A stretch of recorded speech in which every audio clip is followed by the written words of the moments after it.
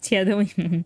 Their name always reminded me of Doraemon, and honestly, that might be what inspired the name. But �𝒕𝒂𝒈𝒔, they're another like sort of like tomboyish type voice. I really like it. It's really cool, and I like their art a lot. But yeah, next. Okay, this one's like another jokey one. Kamemushi. So they are a bug. And they don't really make human sounds. They make like almost trumpet-like sounds. But yeah, this one's a bug. In a pretty cute bug at that. And this is coming from somebody that I hate bugs with a passion. I hate all bugs. They freak me out. But this one's in the grand scheme of things, a pretty cute bug. Next. Samura Tomi, another voice bank that I remember really liking back in the days. They're actually voiced by... And I forgot what name they go by now, because they went by another name. I remember their old name more than the new one. Let me look it up before I say the wrong name. Hold on.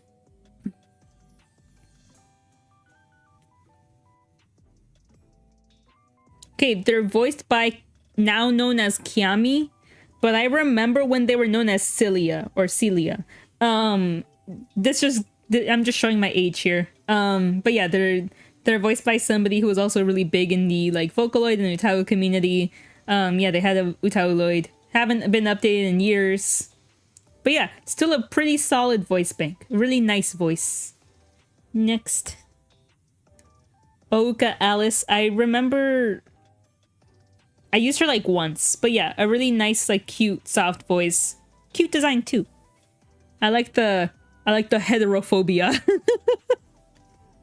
Next.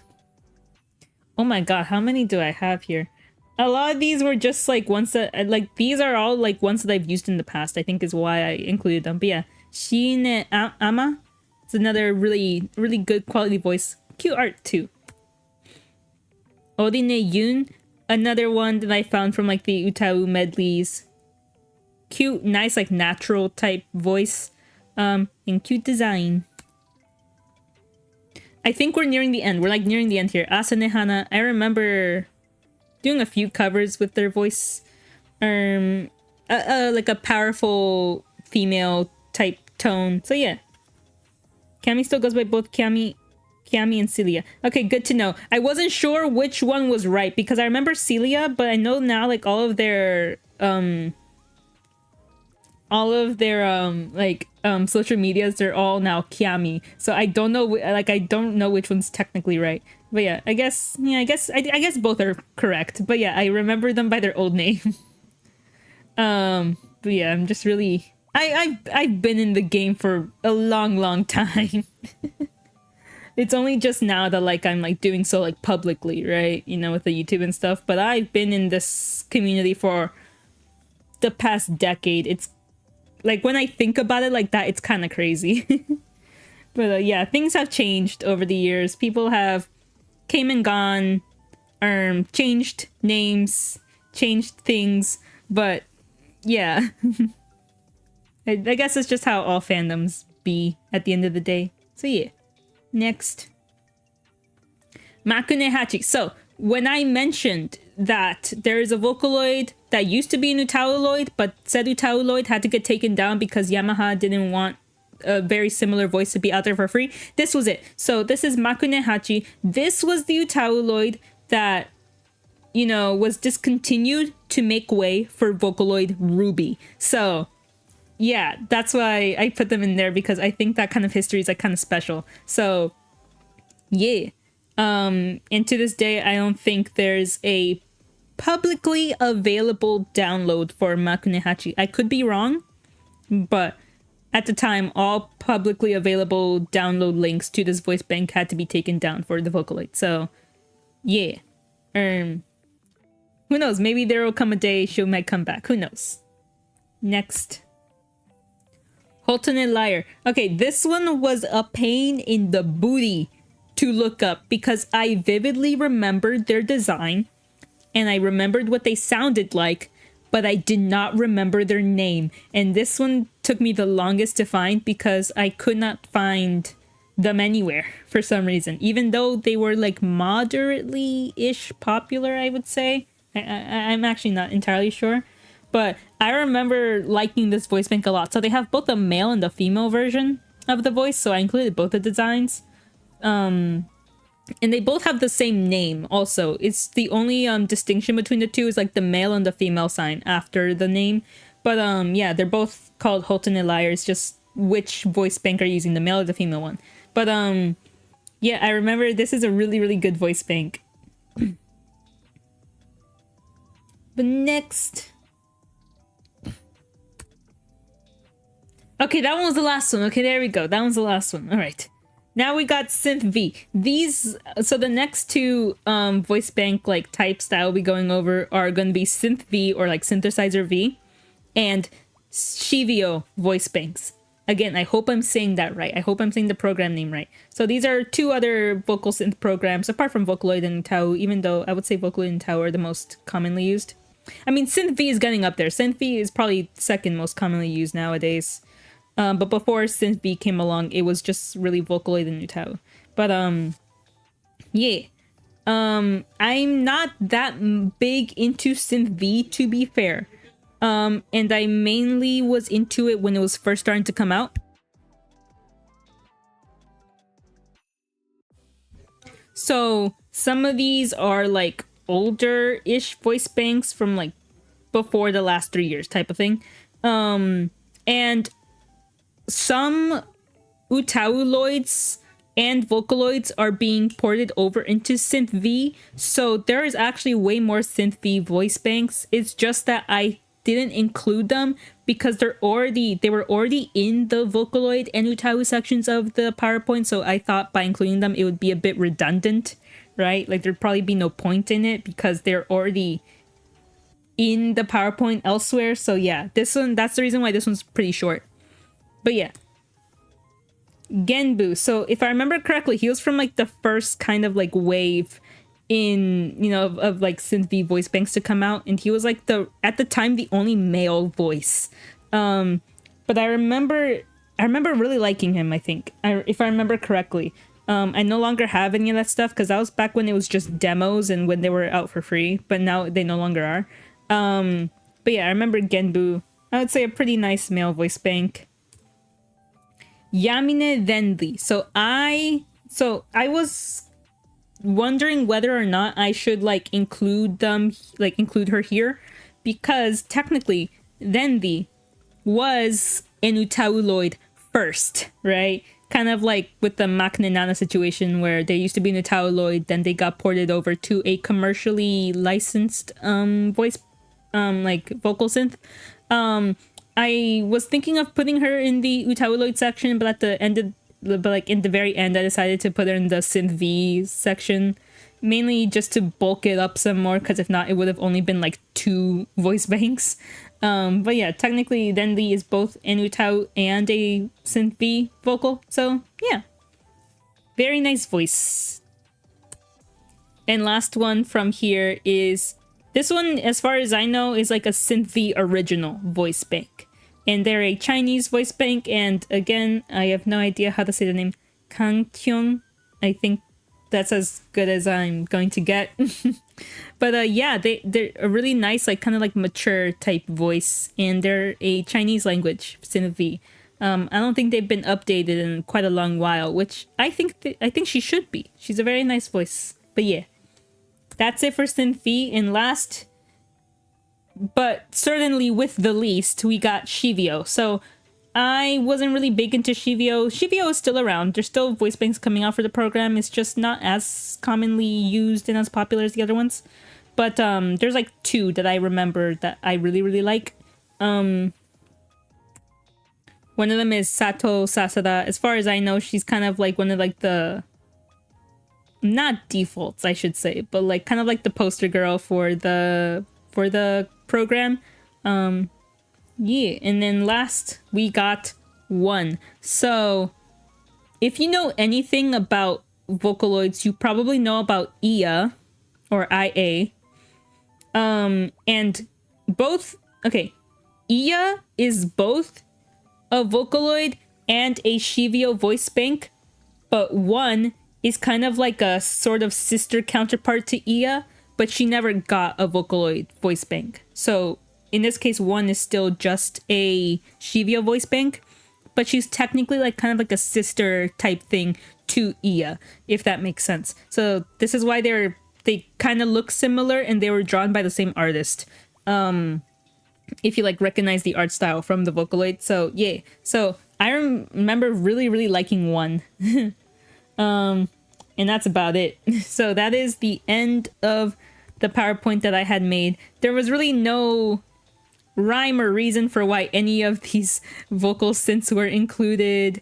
I didn't really have much of a wait, my eyes are doing stuff. I didn't really have much of a method or a reason to include or talk about any of these. It was really just I remember certain voice banks from my past of like using or just like really liking how they sounded, and I just wanted to share some of them because I don't know.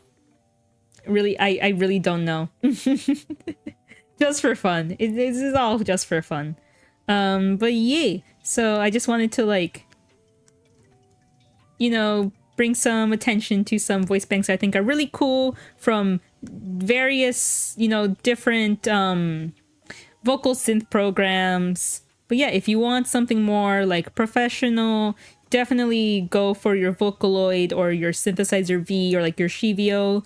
But if you want something that's free and has more interesting type voices and designs and is open source and that you can make a voice bank for your own, it's pronounced one. Oh yeah. Oh no, I think I do remember that. I remember getting tripped up by that when I remember seeing one back then. I was like, it's one? Yeah, you just reminded me. It is one. It's pronounced one, but it's spelled as just one.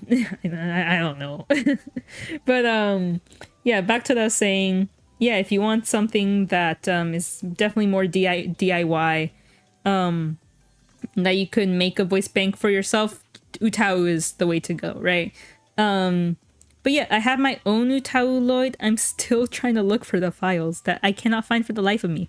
I said that I would show it today if I found them, but I just have not been able to find it. I am so sorry. I don't have it anywhere, literally nowhere to be found. It's probably, I think I know where they are, but it's not on this computer. So that's embarrassing. But I definitely do have plans for my own utauloid. I just realized I never said her name. That's pretty bad of me. But yeah, her name, I was about to say was, but no, technically still is. Her name is Melody. So like the Japanese like spelling of melody. Melody Yuna. That was her name. And I do have every intention of making her like publicly available. I just have to do some stuff like for example her auto, which again I have no idea what an auto is, so don't ask me. But I still have to redo all her auto files, which is gonna take me a long time. I guess the utauloid is in another castle. Yes, she is. She's in another castle, aka another hard drive. Hold on one second. I got an ugly cough again. Okay, I'm back. Yeah, she's in another hard drive, unfortunately, but I will find the stuff. No, it's not that I don't have the voice bank, it's just that I don't have like any of the like covers that I have made. So I made covers like as far back as like 5 years ago with this voice bank that I could have shown as like a good like sample of what she sounds like, but I just don't have them on this hard drive. But yeah, I'll definitely, if anything, I'll just like post them elsewhere. Who knows? But yeah, I have definitely every intention of making Yuna available to the public. It's just gonna take a little bit because I still have to redo some of her auto files as well as making updated art. Because all the art that I have made of Yuna was like back in like middle school era, so like pre-2020, so it was all pretty bad.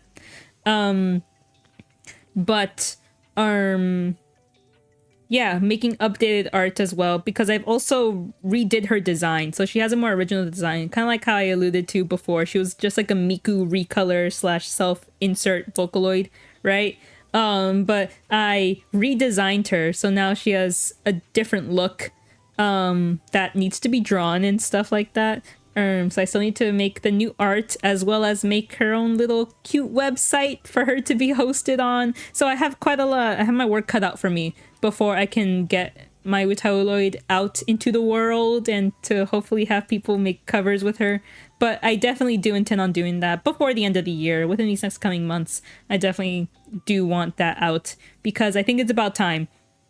She's been stuck in my computer for like the past 5 years. I think it's about time that she gets let out into the world. So I'm definitely very excited for that, for when I fix that up. But yeah, that is about it for this stream, I believe. Again, like I said, I didn't really have any real motive to this. I just wanted to talk about vocal synths that I really liked. And it's kind of a little bit of my history with the community, with the medium. So yeah, that's about it. My job here is done. But yeah, this is a kind of like a last minute stream, kind of like how I mentioned in the beginning. I've been working a lot. I got a job somewhere recently, so that's been like taking up a lot of my time, and it's been like draining a lot of my energy. I am so tired. I'm so exhausted. But we keep going. I'm on the grind still. I'm still doing stuff. It's just taking me a little longer because I'm so sleepy. But yeah, I want to try and stream at least one more time this week if I can, if I don't work the rest of the days. But yeah, I fear that all my streams are like super like short notice within hours of it being announced. But that's kind of what I can do at the moment. My daily schedule is still pretty erratic in that sense. But yeah, hopefully people still enjoy, like hopefully you guys still enjoy the streams, even if they're all scuffed and a little rushed, kind of like this one was. Let us know when you get your doctorate in Vocaloid / Utauloid history. I definitely will. Ooh, a doctorate. Ooh. If I get a doctorate in anything, it'll be something like this for sure, because I don't see myself becoming a doctor in much. I'm not for that kind of life. I'm not that smart. But yeah, that was about all I had for today. Hopefully I can stream again this week. If I stream, it'll probably be, I don't know, Uma Musume or something. I don't know. But yeah, had fun today just yapping about stuff. And yeah, if you saw any voice banks that you liked, go check them out. I'm going to credit the people that made them in the description when the stream is over. I did not have time to do that in the making the PowerPoint before stream started, so I still feel really bad about that.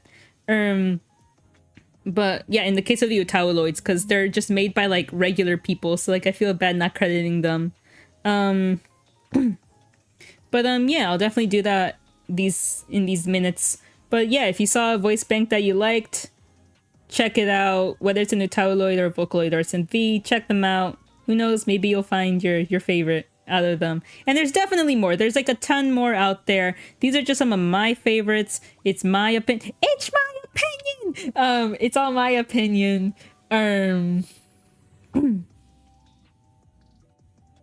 Wait, for real? Wait, what? If Carla got a PhD in dueling? There's a PhD for that? This is news to me. Well, I guess there could technically be a PhD in anything. If you try hard enough, there can be a PhD in anything. But yeah. Yeah, if you saw anything that you liked, go check it out. I do have to warn you that in the case of the Utauloids, some of them are very old, but they're still out there if you search for them. But yeah, if you are a fan of vocal synths already, very good. But if you're just new to the whole thing, or don't know about some of the lesser known voice banks, then I hope that this was a somewhat okay introduction. It's not a perfect one. This wasn't meant to be like a introduction to vocal synthesizer programs or anything, but This was just me talking about some that I really liked. So hopefully if you're new to this kind of thing, then hopefully this was a somewhat good-ish introduction. Or at least not the worst. But, oh wait, such a PhD doesn't actually says oops. Honestly, I could see it happening though. Like, there could technically be a PhD in anything. Yeah.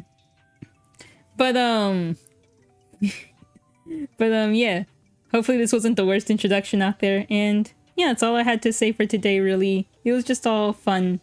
And yeah, I hope you like it. My tracking for my VTuber model is still not perfect, but it's definitely better than it used to be now that I made the necessary adjustments. I still have to do more. Literally, I've just been lazy trying to get this thing set up, but yeah. I guess I'll see you in the next one. I don't know when the next stream is. I know as much as you do. I don't know when it is. But yeah, I'll see you in the next one, and I'll come up with something else that's like fun or cool to do in the next stream. But until next time, sweet dreams, and work hard, study hard. I don't know what else to say. But yeah.